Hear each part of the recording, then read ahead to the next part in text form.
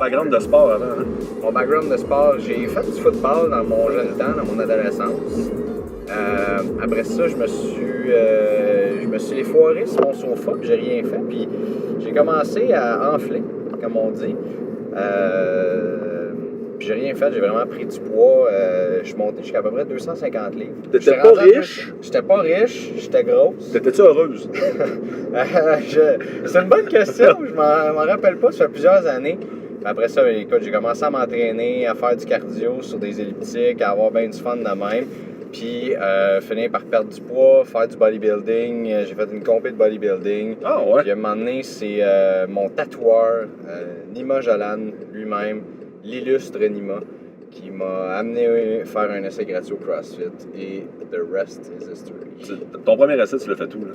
Premier essai à vie, CrossFit Plateau. Oh shit, ok, avec Simon. C'était même pas Simon. Ah, ouais. C'était, je me souviens exactement c'était qui la coach. C'était Valérie Lemay. Ok, qu'on salue, effectivement. C'était Valérie Lemay. Mon deuxième cours de CrossFit par la suite, c'était à CrossFit Laval. Mon amie Catherine Prévost m'a amené là. Avec l'illustre, le prêtre du CrossFit au Québec, Mathieu Dubreuil. Yes. Puis mon troisième cours par la suite, j'étais diversifié dans mes opérations déjà. C'était avec Olivier Thibert, François Tremblay puis Marie-Ève Barry à l'usine Terrebonne. Ça a été mes 3 premiers cours. Puis finalement, j'ai pris mon membership à CrossFit Plateau. C'est là que j'ai commencé ma phase 1. Mon premier workout, je me rappelle pas du rep scheme. Puis ceux qui me connaissent vont rire, là, peut-être même vous autres. C'était des wall balls, des box jumps, des rope climbs. C'était ça le premier workout. Ces 3 mouvements dans lesquels j'excelle et je suis un virtuose. C'était mon premier workout. Je me souviens de mon deuxième, Filthy 50. Ah ben ouais. Merci Matt. Puis le troisième, c'était un demi-hero qui était DT. Je pense que c'est vraiment ce workout-là qui m'a accroché au CrossFit. Ça veut dire que si DT t'a convaincu de même à tout jamais, t'es un gars de bord, toi, là, dans les watts, là. Gars de barbell, ouais. Je suis vraiment pas un deadlifter, par exemple. Encore une fois, c'est drôle que tous les workouts que j'avais fait face, les 3 premiers, m'exposent encore à des grosses faiblesses que j'ai dans mon fitness. Mais ouais, je suis un gars de poids lourd. Mais tu sais, encore une fois, DT, si tu regardes, c'est mon genre de workout que j'aime beaucoup. Un time domain qui est quand même long. Des répétitions qui sont courtes, short rep, un long workout, tu grind, c'est lourd, c'est le fun, ça fait mal, puis tu finis, puis t'es vraiment magané. Je sais que tu te promènes beaucoup d'un gym à l'autre. Ouais, ça aller voir les Est-ce que amis. tu fais une programmation genre open gym? Est-ce que tu suis les cours de n'importe où que tu embarques, que tu arrives, ou bien est-ce que tu t'écris un workout de chaque jour? Je m'écris absolument pas de workout parce que je déteste faire ça, pour vrai. Ça dépend vraiment des jours. Je me souviens une journée, j'étais allé à Cap-Up. J'ai un programme d'haltéro actuellement. C'est ce que j'avais envie de faire après avoir fait les régionaux cette année. J'ai envie de me concentrer sur l'haltéro. Donc, c'est ce que je fais présentement. Mais je suis pas restrictif à ça. Donc, tu sais, mettons, dans une semaine d'haltéro, je peux faire ma semaine en 8, 9, 10 jours. C'est pas grave, tu sais. Okay. L'autre fois, je me souviens, j'étais allé à Cap-Up, j'étais en train de faire mon haltéro. Matt et sa gang ont commencé un workout. Je disais, guys, qu'est-ce que vous faites? On fait ça, tu vois, ça va être facile, viens le faire avec nous. Ouais, c'est sûr. Puis, famous last word, ouais. J'avais envie de revenir à ça. Il y a beaucoup aujourd'hui de gens qui travaillent avec leur programmation personnalisée, surtout des gens qui veulent être compétitifs, qui travaillent avec leur programmation personnalisée, qui s'en tiennent dans leur programme, qui veulent faire ça. Puis on oublie souvent le plaisir là-dedans, la notion de plaisir, de se dire, regarde, puis pour moi c'est ça le CrossFit, être avec des amis, tu t'en vas dans un gym ailleurs, tu te dis, OK, qu'est-ce que vous faites aujourd'hui, qu'est-ce qu'on fait, OK, fais ça avec moi, moi je vais faire ça avec toi, puis tu vas progresser. T'sais, c'est sûr que tu vas progresser, tu vas avoir du plaisir, tu vas vouloir te donner un petit peu plus à fond. Que si tu regardes ce qu'il y a sur ta feuille, mon Dieu, que ça me tente pas de faire ça tout seul dans mon coin aujourd'hui, puis tu le fais de reculons. Tu sais, Greg Glassman, c'est pas un imbécile. Non, mais souvent, puis regarde, je suis le premier à avoir fait cette erreur-là de dire Ouais, non, c'est pas vrai, ça. Tu sais, tout ce qu'ils te disent dans le niveau 1, quand tu le suis, quand tu lis sur la programmation de CrossFit, des trucs, ben non, c'est pas vrai, ça. Moi, j'ai une meilleure formule que ça. Moi, j'ai une meilleure affaire que... Finalement, quand tu t'en rends... Tu sais, quand tu vois les résultats des gens qui l'appliquent ou qui suivent certains trucs, ben, ils ont raison. Ça marche. Puis, c'est sûr qu'il y a des petits trucs sur le côté que tu peux faire pour épicer ça un moment donné, là. Pour l'adapter à toi-même, mais à la fin de la journée, là, c'est quand tu appliques ce que les autres font qui fonctionne. T'sais. Quelqu'un qui commence le CrossFit, là, qui a des aspirations de faire quelque chose de plus grand. Là. Ouais. Toi, c'est quoi ton meilleur conseil que tu pourrais donner comme live là, avec ce qu'on vient de se parler un peu? Là? Quelqu'un qui rentre dans le gym, mettons, puis qui dit « je veux m'en aller au régionaux ». Ouais, c'est ça. Ben, s'il rentre et qu'il connaît pas ça, il va te dire « je vais aller au Games direct » en fait. Là. OK. Ouais, c'est vrai. C'est ça qui risque d'arriver. Ben, tu sais, l'erreur, ce serait de dire comme tu rêves en couleur, tu sais, parce que tu sais jamais. Peut-être qu'il est tout à fait capable de le faire. Tu peux jamais évaluer le potentiel de quelqu'un, jamais. Tu sais, ça, c'est. Regarde, écoute, quand quelqu'un m'aurait vu en 2007, puis je suis pas quelqu'un qui a rien accompli, je pense, au niveau athlétique, là, mais je veux dire, quand quelqu'un m'aurait regardé en 2007 à 250 livres, je veux dire, avec des t-shirts de bande de métal, puis je faisais rien. Il y a personne qui aurait dit qu'aujourd'hui, j'aurais l'air de ce que j'ai l'air, puis que je suis un mordu de ce que... Exactement. Ouais. Fait que, je veux dire, tu peux jamais évaluer. Mais je dirais, comme si tu veux faire ça, c'est sûr que... lève-toi de bonne heure. Je veux dire, si tu veux keep up avec ces gens-là. Puis souvent, l'erreur que les gens font quand ils commencent à faire du CrossFit, ils veulent être compétitifs.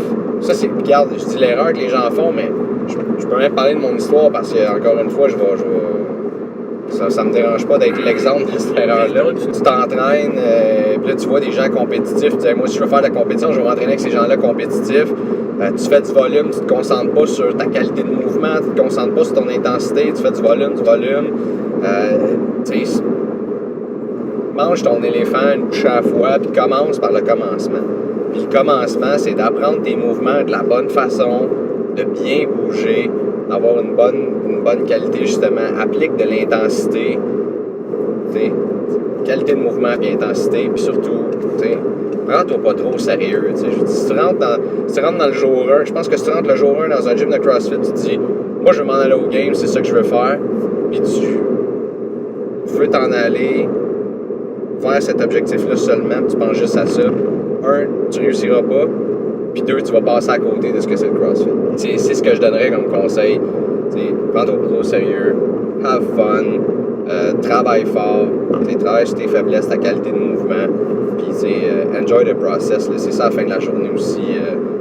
Tout ce que tu as fait qui font que tu te rends vers tes objectifs.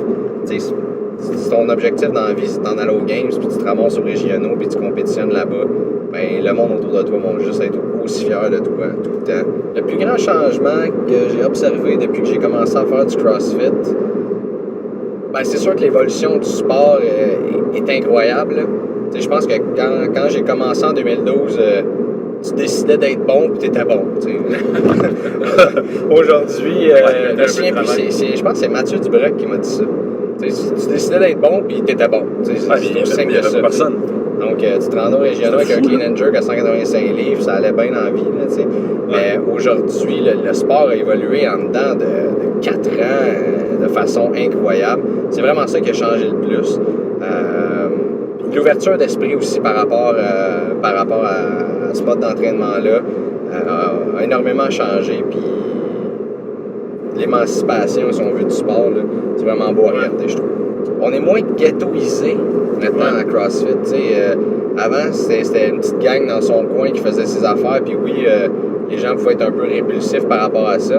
Mais maintenant, il y a plus, je pense, une façon de... Il y a plus fois, j'ai des amis qui compétitionnent en bikini, par exemple, ou en fitness, puis ils utilisent du CrossFit pour leur perte de gras, parce que ça fonctionne, puis c'est bien plus le fun que de se planter en avant de la télé puis de faire du bicycle stationnaire pendant 1 heure, là, ça fait d'apporter plus de résultats, donc c'est sûr qu'il y a une plus grande inclusion, puis même de notre part, mais de la part des gens qui sont du côté CrossFit, mais des gens qui sont de l'autre côté aussi, qui vont faire d'autres types d'entraînement physique. C'est sûr qu'il y a une meilleure ouverture, effectivement. Les gens vendent ça, CrossFitting, tu sais, tu fais un cours d'une fin de semaine, tu payes ton affiliation, voilà, tu es entrepreneur, living the dream. Tu sais, la réalité, c'est que c'est pas ça aujourd'hui. Tu sais, eux autres s'enrichissent les poches avec ça, mais tu sais, si Georgette décide qu'elle part son gym demain matin, tu sais, un athlète expérimenté ou quelqu'un, tu vas confier quand même ta santé, ta mise en forme à ces personnes-là. Je veux dire, de plus en plus, les gens vont rechercher les centres de pointe. Ces gens-là, c'est tellement merveilleux de les coacher habituellement. Des gens soit qui ont eu des antécédents de santé. C'est des gens qui écoutent, qui sont très ouverts, qui sont motivés. Puis tu sais, là, on parle de des cas extrêmes, là. Mais la majorité du temps, ces gens-là ils veulent pas faire des butterflies, puis ils veulent pas faire des muscle-up, puis ils veulent pas snatcher 300 livres. T'sais, c'est des gens qui veulent une meilleure qualité de vie, puis moi j'adore ça. J'ai adoré, je suis rentré en contact avec des gens comme ça, j'en ai coaché à travers les années. Puis regarde, moi c'est merveilleux de voir des progressions, des gens qui disent, regarde, je suis capable de faire une marche, je suis capable de jouer avec mes enfants, puis j'ai pas mal, puis je suis pas essoufflé à pu finir à aller me coucher, tu sais. Pull-up avec élastique, oui ou non? Je te dirais, dans un monde idéal, non, mais oui, absolument. OK. Paléo, zone, autre chose?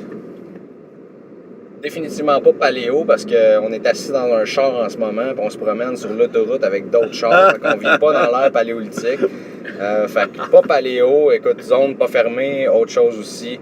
Regarde, fais ce qui te rend heureuse, fais ce qui te rend que tu te sens beau, bon et belle. Toi, tu fais quoi? Have fun. Moi, c'est un genre de zone. Café? Thé? La question se pose même pas. Café? Ah, bah, Ouais. Café noir. plus noir que noir. Ouais. Café. Rumwood, un fad ou un must? Ah, c'est un must totalement. Total. Quelle fréquence le Rumwood qu'on fait ça? Minimum 3 fois semaine. Oh, quand même. Minimum 3 fois semaine. Je suis un accro à Rumwood, absolument. Écoute, c'est ça. Si je pouvais en faire 10 fois par... En fait, j'aimerais ça que Rumwood devienne un sport compétitif. ça serait merveilleux. Pire mythe que t'as entendu au sujet du CrossFit. Go. Moi, t'as dit qu'on en a entendu. Ah ouais, le pire. Le pire. Ouais, le CrossFit, c'est ça l'affaire, là, vous flippez des tires, là? Ah Je ouais. pense que ça te rend fou. Je l'entends, ben ça me rend pas fou, mais je l'entends tellement de fois. Ouais, ça, puis non, mais faut être en shape, commencer ça, le CrossFit. Ouais. Qu'est-ce qui te fait grincer des dents quand t'entends ça dans ta boîte? Un kettlebell qui drop d'en haut, une barbell qui n'est pas déposée. Ça, je viens. Sans connaissance. Ton premier CrossFit crush? C'est un plaisir coupable en même temps, puis je l'assume, c'est Lindsay Valenzuela. Oh! En 2013, c'était She elle. rocked your world. Ah, complètement. J'étais aux Games en plus, là, puis quand je l'ai vu dans le Burden Run, là, c'était le fameux premier workout de cette année-là, quand je l'ai vu passer devant de moi, le menton m'a tombé.